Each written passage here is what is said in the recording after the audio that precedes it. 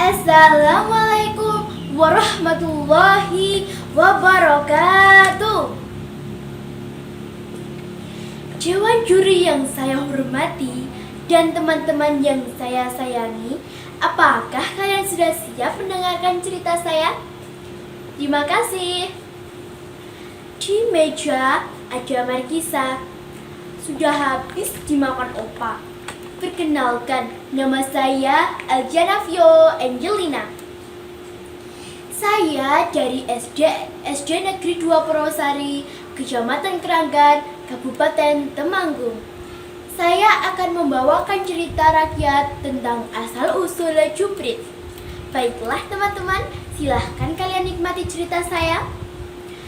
Jumprit boleh dikatakan sebagai bagian dari sejarah runtuhnya Majapahit.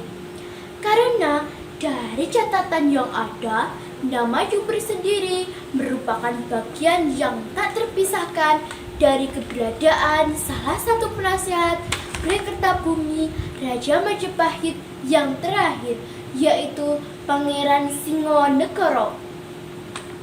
Alkisah waktu itu, Kerajaan Islam Demak yang diperintah oleh Raden Patah terus melakukan perluasan daerah termasuk di dalam wilayah Kerajaan Majapahit. Ada yang tunduk dan ada yang tidak tunduk terhadap kepemimpinan baru di bawah Raden Patah. Salah satunya adalah Pangeran Singonegoro yang tidak tunduk sehingga beliau akhirnya mengasingkan diri ke dataran tinggi di daerah Tegalrejo, Kecamatan Ngadirejo, Kabupaten Temanggung, Jawa Tengah. Bersama dengan Pangeran Singonegoro, waktu itu adalah istrinya dan kedua pengawalnya, yaitu Mahesa Aduk dan Endong Wulung, serta seekor kera putih yang bernama Kidipo. Kemudian Pangeran Singonegoro bertapa dan menyebarkan ajaran agama Hindu di sekitar daerah Tegalrejo bersama istrinya sampai dengan akhir hayatnya. Setelah Pangeran Singonegoro meninggal, sang kera putih Kidipo tetap menjaga makam beserta keturunannya sampai sekarang. Sedangkan kedua pengawalnya, Mahesa Aduk dan Endong Wulung, turun gunung dan akhirnya mendirikan Candi Pringapus yang lokasinya tidak jauh dari makam Pangeran Singonegoro dan bermukim di situ sampai akhir hayatnya. Ki Jumprit, salah seorang penduduk yang tinggal di tepi Kali Progo, terkena penyakit kulit yang parah dan tidak bisa disembuhkan. Padahal sudah mengundang tabib dari berbagai penjuru, tapi belum juga sembuh. Ya Tuhan, dosa apa yang aku telah lakukan hingga Kau memberi cobaan seberat ini? Keluh Ki Jumprit. Karena sudah merasa tidak ada yang bisa menyembuhkan penyakitnya, maka Ki Jumprit berniat mengakhiri penderitaannya dengan bunuh diri. Ki Jumprit pergi ke sebuah jurang yang sangat dalam. Dari atas jurang tersebut, Ki Jumprit benar-benar sudah putus asa. Dia melangkahkan satu kaki ke depan, tiba-tiba datang Wangsit. Ki Jumprit, apa yang kau lakukan? Kata Wangsit. Aku sudah tak punya harapan lagi, katanya. Ki Jumprit, mari ikutlah denganku, ajak Wangsit. Wangsit mengajak Ki Jumprit ke sendang yang berdekatan dengan makam Pangeran Singonegoro. Mandilah di sendang ini, maka penyakitmu akan sembuh total, kata Wangsit. Tidak mungkin. Ki Jumprit ragu dengan perkataan Wangsit.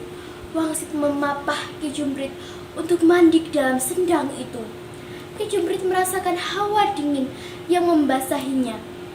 Dan akhirnya setelah mandi di sendang tersebut, penyakit kulit yang diderita sembuh. Dan selanjutnya Ki Jumprit menjadi guru kunci di tempat tersebut sampai akhir hayatnya. Untuk menghormati keberadaan juru kunci tersebut, maka dinamakanlah sendang tersebut dengan nama Jumprit sampai sekarang. Untuk menuju ke tempat ini tidaklah terlalu sulit, karena hanya berjarak sekitar kurang lebih 26 km dari kota Temanggung arah Ngadirejo. Jalan menuju tempat ini dari Temanggung juga terbilang bagus, namun berkelok-kelok dan turun naik seperti pada umumnya kontur jalan pegunungan. Karena sejarahnya tersebut, banyak orang yang berkunjung ke sini untuk mendapatkan khasiat air sendang Jumprit untuk menyembuhkan berbagai penyakit. Namun, di luar itu semua, dengan segala kekurangannya, tempat ini memang layak dikunjungi untuk sekedar menikmati suasana khas pegunungan atau melepas kepenatan selepas melakukan rutinitas sehari-hari. Selain itu, di daerah Jumprit ini terdapat kera yang menurut ceritanya, kera tersebut adalah titisan Widipo.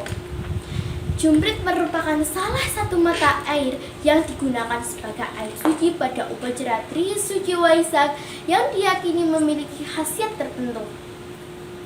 Ada gapura tempat menuju ke gua dan sumber mata air merupakan arsitektur yang menunjukkan makam menuju Majapahit. Menurut cerita masyarakat di sana, makam tersebut adalah makam dari bagian kepala Pangeran Singonegoro, salah satu putra dari Prabu Brawijaya yang meninggalkan istana Majapahit saat mulai berkembangnya agama Islam di Pulau Jawa. Tubuhnya dimakamkan di Dukuh Liangan, Desa Purbosari yang kini dikenal sebagai makam Kyai Kropa. Sedangkan bagian kakinya dimakamkan di Dukuh Keramat Desa Tegalrejo dan dikenal sebagai makam Kyai Kramat. Di kawasan Jumprit ini terdapat area bumi perkemahan berupa rangkaian hutan pinus yang menambah indahnya suasana. Di hutan pinus ini terdapat kera yang setiap kali dihitung jumlahnya selalu sama, yaitu 25. Menurut salah satu penuturan warga sekitar, dahulu Jumprit bernama Jumpait yang artinya ahli nujum Majapahit atau Kidani Majapahit. Nah, teman-teman, asyik kan ceritanya? Demikian cerita rakyat asal-usul Jumprit dari kaki Gunung Sindoro, Kabupaten Temanggung, Jawa Tengah.